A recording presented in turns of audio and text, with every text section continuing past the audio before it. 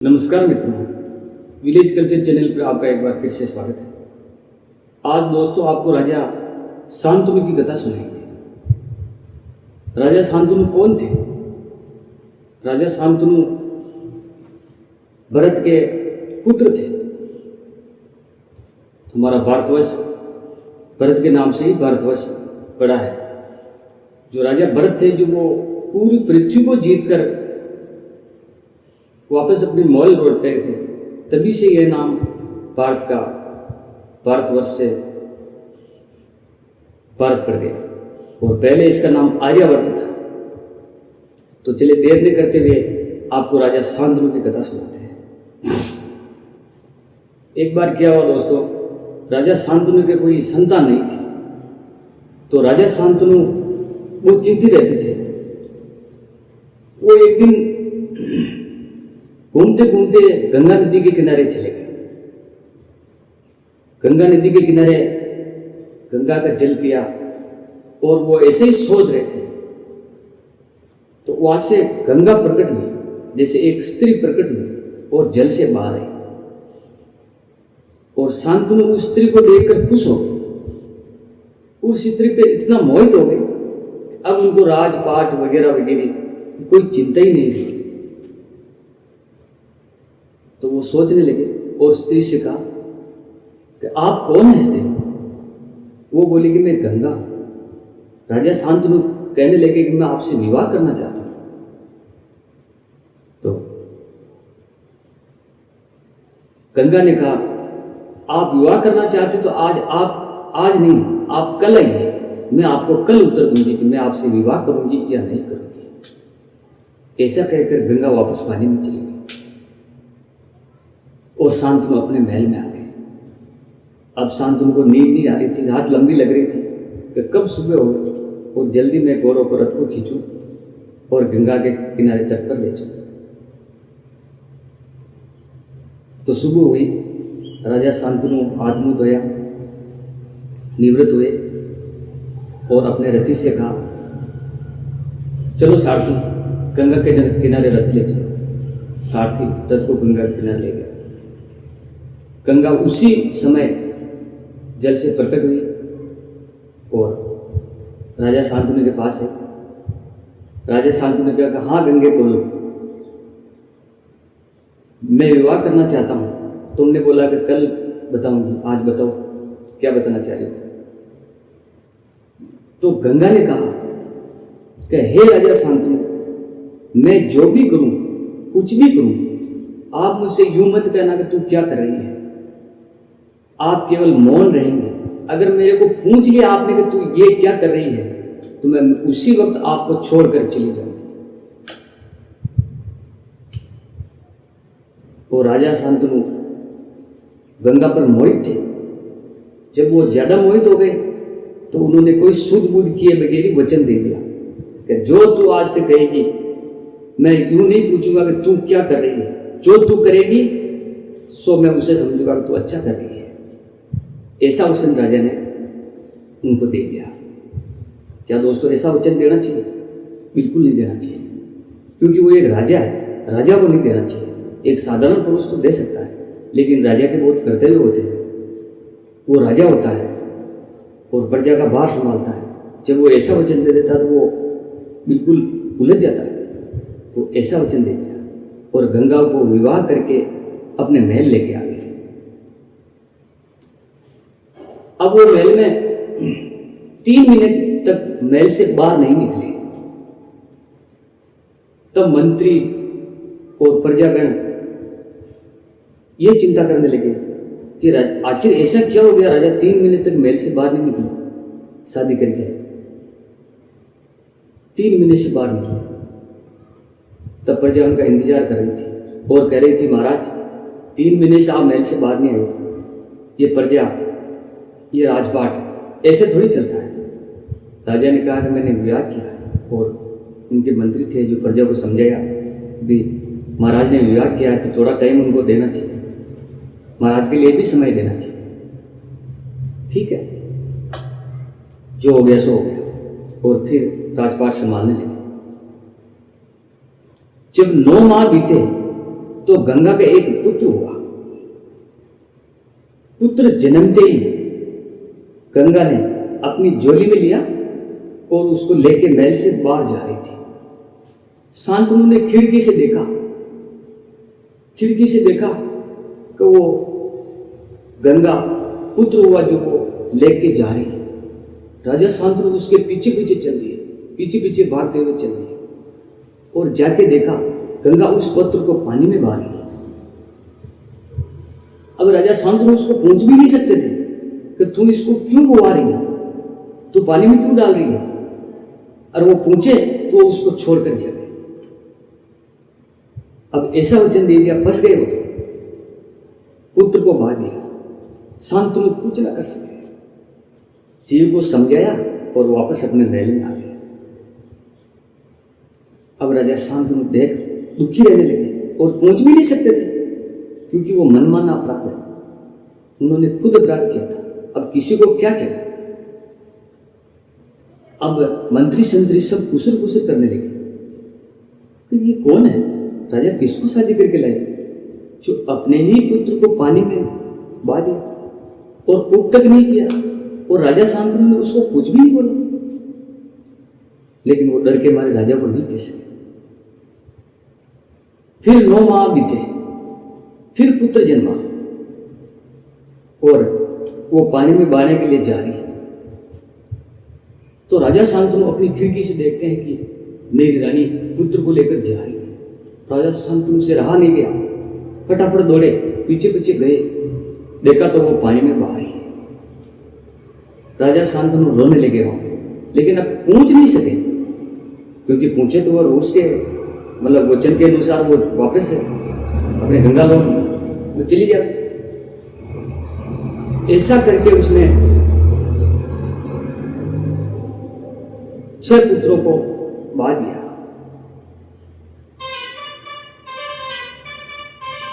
तब मंत्री कहने लगे राजा से कि राजा जी, आपके राज में अगर कोई किसी की हत्या कर दे तो उसके लिए आपने सजा क्या कर रखी है? महाराज बोले कि अगर कोई किसी की हत्या कर दे तो मैं उसको मृत्यु दंड देता।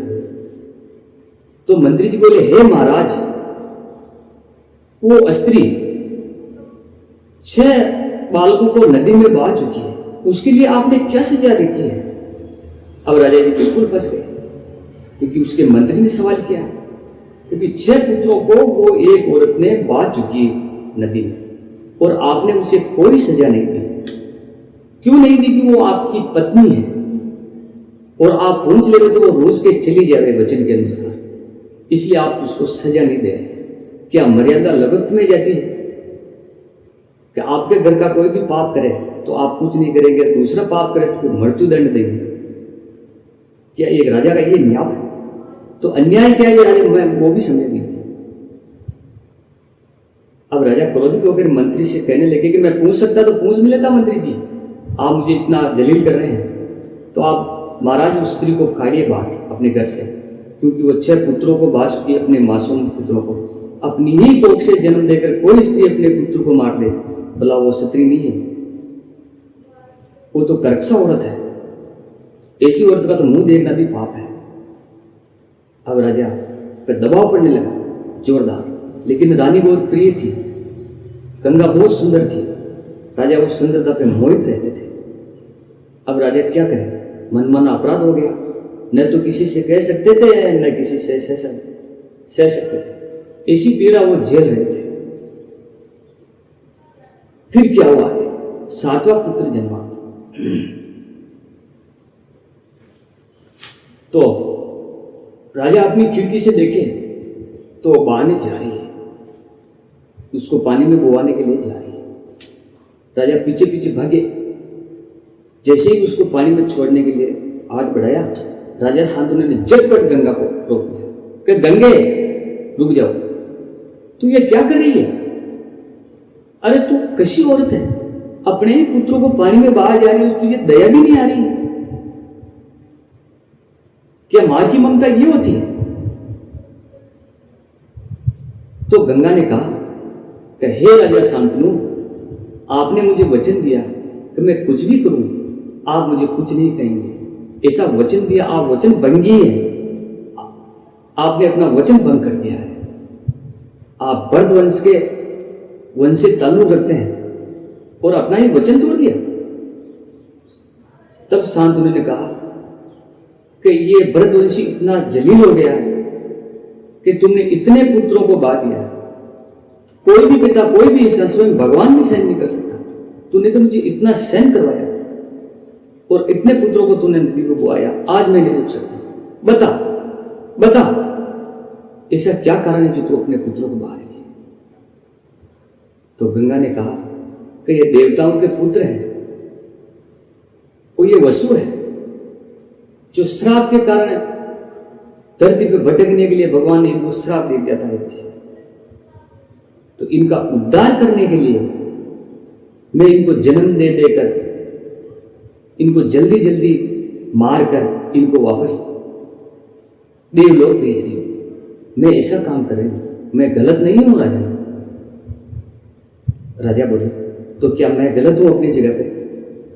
मेरी कोई संतान नहीं है और अपने पुत्रों को तू मारी जा रही है और मैं बूढ़ा होने जा रहा हूं और प्रजा कह रही है कि राजा पुत्र नहीं है, पुत्र नहीं है, हमें कोई युवराज दीजिए, और तुम मारे जा रही हो, तो मेरा फर्ज तो कुछ तो बनता तो होगा। तब गंगा ने कहा, आपकी तो आप ही जाने महाराज, मैं मेरे वचन के अनुसार आपको आज छोड़ कर जा रही हूं और ये 7वां पुत्र है, मैं इसको लेकर जा रही हूं। जब बड़ा हो जाएगा तो स्वर्ग लोक से आपको मैं ये नीचे भेज दूंगी। अब राजा शांतनु दुखी रहने लगे क्योंकि गंगा चली गई थी, उनको बहुत प्रिय थी। जब मनुष्य किसी सुंदर स्त्री के अगर जाल में आ जाए ना तो वो तड़प तड़प के जीता है। और शांतनु की हालत ऐसी हो रही थी, उसको न तो उससे रहा जा रहा, न सहा जा रहा, न किसी से कहा जा रहा। ये मनमाना अपराध है। अब वो क्या करे, करे तो क्या न करे। बस पानी बह गया, रेत में जो वो गागर रहती है, रोज गंगा किनारे जाते बैठे रहते, देखते कि शायद गंगा आ जाए, शायद गंगा आ जाए। लेकिन वो तो चली गई, भला अब क्या नहीं। जब 11 वर्ष बीत गए, राजा शांतनु रोज गंगा किनारे जाते थे। एक दिन राजा शांतनु खिड़की के पास बैठे बैठे देख रहे थे तो गंगा के पानी को किसी ने रोक दिया, और गंगा का पानी ऐसे ही रोक दिया तो ऐसे ही फालतू बह रहा था। राजा को अचानक क्रोध आ गया, अपनी तर्रियों पर बल पड़ा, सोच रहा था भला ये क्या हो गया। जाकर देखा तो एक बाणों की सैया ने गंगा के पानी को रोक रखा। राजा शांतनु ने अपना धनुष निकाला, निशाना साधा और एक ही बाण से पानी को खोल दिया, मतलब तीरों की दीवार को ढा दिया और पानी फिर बहने लगा। देखा तो सामने एक गंगा खड़ी है, एक बालक खड़ा है। राजा शांतनु को खुशी का ठिकाना नहीं है। राजा शांतनु पास गए, गंगे को प्रणाम किया, गंगा उनको प्रणाम किया और बोले, गंगे चलो देर नहीं करते हुए महल चले। गंगा ने कहा, अब वो गंगा नहीं है, वचन के अनुसार आपने अपना वचन तोड़ दिया था, आपका पुत्र को बड़ा करके लाई, अब इसे संभालिए, ये युवराज है आपका, न जाने इसका अब क्या होगा आगे। राजा शांतनु ने कहा, तुम नहीं चलोगी जो, मैं नहीं चलूंगी। फिर भी राजा शांतनु खुश थे क्योंकि उनको अपना पुत्र मिल गया था। चलो रानी ने से पुत्र तो मिला, इसी की सारी इससे बातें करेंगे और अपना जीवन व्यतीत करेंगे। ऐसा करके वो अपने महल में वापस आ गए। महल में आने के बाद उसका नाम आर्यवर्त था। आर्यवर्त नहीं, सॉरी दोस्तों, उनका नाम गंगा पुत्र रखा। गंगा पुत्र से उनको देवव्रत नाम दिया गया और देवव्रत उनका नाम रखा। देवव्रत धीरे धीरे बड़ा होने लगा। देवव्रत जवान हो गया। तो एक दिन क्या हुआ मित्रों कि राजा शांतनु गंगा किनारे बैठे हुए थे एक पेड़ के नीचे। उन्होंने एक देखा कि पानी में नाव, एक स्त्री नाव चला रही है, जो आदमी को इधर से उधर और उधर से इधर नाव चला के पार कराती और अपना गुजर बस करती। तो राजा शांतनु पास जाकर देखा, वो स्त्री बहुत सुंदर थी, वो एक दास राज की पुत्री थी। राजा पास गए और उनकी सुंदरता पर मोहित हो गए और उस स्त्री से कहा कि चलो मेरे को नाव से उस पार करा दो। तो स्त्री ने झट नाव संभाली और राजा शांतनु को उस पार ले गए। राजा शांतनु ने कहा कि वापस उस पार चलो। वो वापस उसको उस पार ले गए। फिर थोड़ी देर हुई, बोले वापस उस पार चलो। तो उस स्त्री ने कहा कि आए राजा, आपको जाना कहाँ है? क्योंकि जहां तुम ले चलो मैं वही जाना चाहता हूं। तुम नाव खेती रहो। और नाव खेती रहती और शांतनु उसको देखते रहते। अब वो पहचान गई कि राजा क्या चाहते हैं, और राजा भी रुक न सके और उनसे अपने मुंह से कह दिया कि मैं आपसे विवाह करना चाहता हूं। तो वो स्त्री बोली कि विवाह का निर्णय तो मेरे पिताजी करेंगे। आजकल तो खुद ही कर लेते हैं निर्णय, लेकिन उस समय की बात है। तो उन्होंने कहा कि मेरे पिता ही निर्णय करेंगे, आप मेरे पिता से पूछिए। तो राजा ने कहा फटाफट उस पार चलो। फटाफट उतरे। कहाँ रहते तुम्हारे पिताजी? जो वहां हमारा झोंपड़ी। राजा ने आदेश दिया, चलो सारथी, फटाफट झोंपड़ी की तरफ चलो। दास राज के वहां चलो। दास राज के वहां गए, प्रणाम किया दास राज जी ने। दास राज जी ने उनको प्रणाम किया। दास राज जी ने कहा कि आप वेशभूषा और कपड़े से तो आप राजा मालूम करते हैं। जो कहा हाँ, मैं आर्यपुत्र शांतनु और इंद्रप्रस्थ का राजा हूं। इतना सुनते ही दास राज के पैर तले जमीन घिस गई। क्या अवभाग्य हमारे, जो पूरी पृथ्वी के साम्राज्य के राजा पधारे मेरे बेटे। नमन किया और उनको हाथ जोड़कर विनती करने लगे, हे महाराज, मेरी इस छोटी कुटिया में आप पधारे, इसका कोई कारण है? आप बताइए, मैं सहन नहीं कर सक रहा हूं, आप क्यों पधारे? तो राजा शांतनु ने कहा, मैं आपकी पुत्री से विवाह करना चाहता हूं। दास राज जी मन मन मुस्कुराने लगे और कहने लगे कि मैं जानता था कि मेरी पुत्री का विवाह एक राजा के साथ है, लेकिन ये नहीं कहा कि कौन राजा होगा। आज स्वयं आप आ गए। वो बोला कि आपको किसने कहा? जो मुझे एक ऋषि ने कहा था कि आपकी पुत्री राज करेगी। तो मैं एक राजा की प्रतीक्षा ही कर रहा था, वरना मैं भी चर्चा चला कि मेरी शादी कब की बच्ची की करा देता, इसीलिए रोका। तो राजा शांतनु ने कहा, फिर देर किस बात की, विवाह की तैयारी की जाए। तो दास राज बोले, नहीं राजा। राजा के चेहरे पे तरियां चली। बोले, क्यों? क्या मेरा महल छोटा है तुम्हारी पुत्री के लिए? जो कि नहीं महाराज, ऐसी बात नहीं है।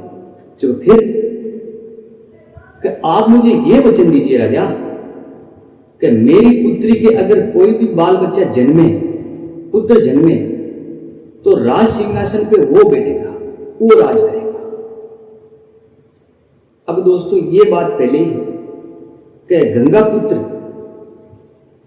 देवव्रत, उनका पहले गंगा का पुत्र घर पे है और वो बड़ा है, तो अब इसको राजगद्दी पर कैसे बिठाए? जैसे कोई मर गया है, इसके दो पुत्र हैं, एक छोटा और एक बड़ा, तो क्या पगड़ी बड़े को बंधेगी या छोटे को बंधेगी? पगड़ी तो बड़े को बंधेगी ना। तो अब उसका पुत्र विवाह नहीं हुआ, उससे पहले ही राजा ये वचन दे कि तेरी पुत्री के जो लड़का होगा वो राजगद्दी पर बैठेगा, और वो देवव्रत घर पे है जो, उसका क्या होगा? बात तो फंसा दी। अब राजा सोचने लगे कि हे दासराज, मेरी तू क्यों परीक्षा ले रहा है? तेरी पुत्री के लिए मेरा महल छोटा नहीं है, लेकिन मैं ये वचन कतई नहीं दे सकता, क्योंकि गंगा पुत्र मेरा बेटा 16 वर्ष का घर पे है। राजगद्दी पे तो उसका ही अधिकार है। जनता और प्रजा विद्रोह न कर दे कि जो जन्मा ही नहीं है उसको आप राजगद्दी पर बिठाएंगे। जो प्रत्यक्ष गंगा पुत्र है उसके साथ अन्याय करेंगे, क्या ऐसा हो सकता है? हे दासराज, जरा विचार तो कीजिए, आप क्या कह रहे हैं? हे दासराज जी, आप कहो तो हवा का मुख मोड़ दूं, सूरज जी कह दूं कि वो उधर से उगे, और पानी से कहूं कि तू नीचे मत गिर, ऊपर की ओर चल। लेकिन आप ऐसा प्रस्ताव मत रखिए मेरे सामने जो मैं आपको कर नहीं सकता। तो दासराज जी बोले, फिर तो राजा प्रणाम, आप जाइए, मेरी पुत्री के लिए दूसरा राजा आ जाएगा, क्योंकि ये तो भाग्य में लिखा है कि विवाह होगा तो किसी राजा के साथ होगा। राजा शांतनु घर पे आ गए। घर पे आने के बाद न रोटी खाते न जल पीते और उदास उदास रहते। कोई उनसे पूछता कि महाराज जी क्या बात है, तो उन पर भड़क जाते और उदास रहते और बैठे रहते। सुबह होती और अपने सारथी को आदेश देते हैं, चलो गंगा के किनारे। वहाँ एक पेड़ के नीचे बैठ जाते और दासराज की पुत्री को देखते रहते, निहारते रहते। ऐसा करते करते उनको 1 महीना गुजर गया। तब शाम को एक दिन महाराज जी पधारे और देवव्रत ने पूछा सारथी से, शांतनु जी के सारथी से पूछा कि हे सारथी, आप पिताश्री को कहाँ ले जाते हैं? सारथी ने कहा कि उनकी मर्जी होती है, जहाँ वो चलने को कहते हैं मैं वहाँ ले जाता हूँ। तो वो कहाँ चलने को कहते हैं? तो जहाँ उनकी मर्जी होती वहीं चलने को कहते हैं। देवव्रत सोचने लगे ये राजा भक्त है, ये कोई देशभक्त है। सारथी को समझाएगा, हे सारथी, सारथी का कर्तव्य होता है कि वो राजा भक्त ना रहे, वो देशभक्त भी रहे। राजा के साथ साथ देश की भी रक्षा करनी चाहिए, ये उसका कर्तव्य होता है, क्योंकि वो राजा के साथ रहता है। राजा भटके उसको मार्ग बताना ये सारथी का कर्तव्य भी है। तो हे सारथी, राजा भक्त न होकर देशभक्त बनने का प्रयत्न कीजिए और हमें बताइए कि हमारे पिताश्री कहाँ जाते हैं। आंखें खुल गई सारथी जी की। वो सारथी ने हाथ जोड़कर कहा, हे गंगा पुत्र, राजा रोज दासराज जी की पुत्री को देखते रहते हैं और मैं गंगा किनारे पर पिताजी को ले जाता हूं। तो गंगा पुत्र बोले कि इसमें अड़चन क्या है? मेरे पिताजी अगर देखते रहते कोई स्त्री उनको पसंद आ गई तो उनका विवाह करा देना चाहिए, इसमें आपत्ति क्या है? वो बोले, सारी कहानी बताई कि दासराज जी ने उनको एक सी शर्त रखी कि भी मेरा पुत्र होवे मेरी पुत्री के, वो राजगद्दी पे बैठना चाहिए, और आप तो पहले ही बड़े भाई हैं और आपका अधिकार है, तो ऐसा वचन उसको कैसे देते हैं? बोले सही बात है पिताजी, ये वचन कैसे दे सकते हैं, क्योंकि मैं बड़ा।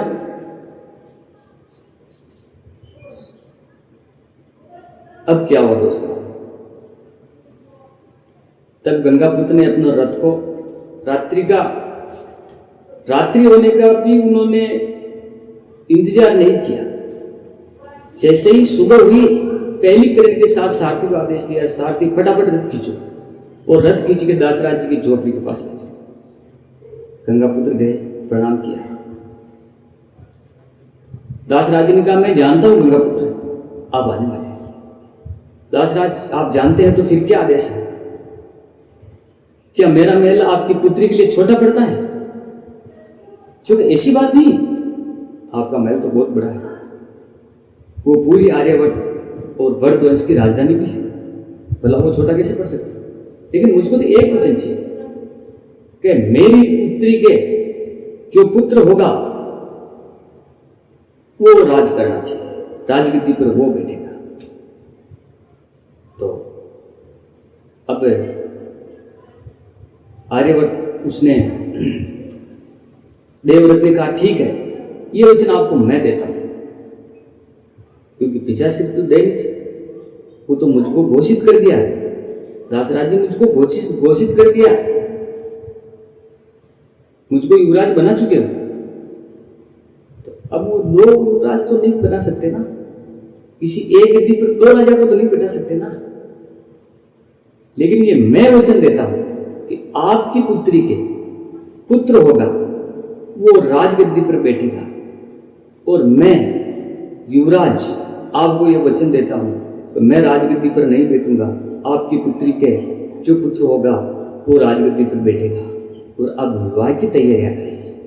तो दास राजे का, अरे नहीं देवव्रत, रुको, तुम शादी करोगे, तुम किसी से शादी करके ब्याह करके तुम्हारे घर पे लाओगे और तुम्हारे बच्चे बच्ची होंगे। वो तलवार उठा के मेरे उस बच्ची के जो बच्चा होगा उसको मारेंगे नहीं, उसको नहीं कहेंगे कि इसको उतारो, अधिकार तो इनका था। फिर क्या होगा? तो देवव्रत ने कहा कि सुनो,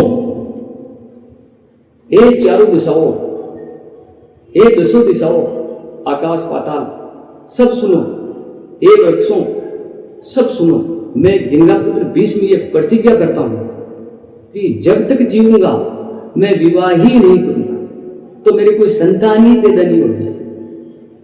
जब संतान ही पैदा नहीं होगी तो आपको टोकने वाला कोई पैदा ही नहीं होगा। अब बोलो,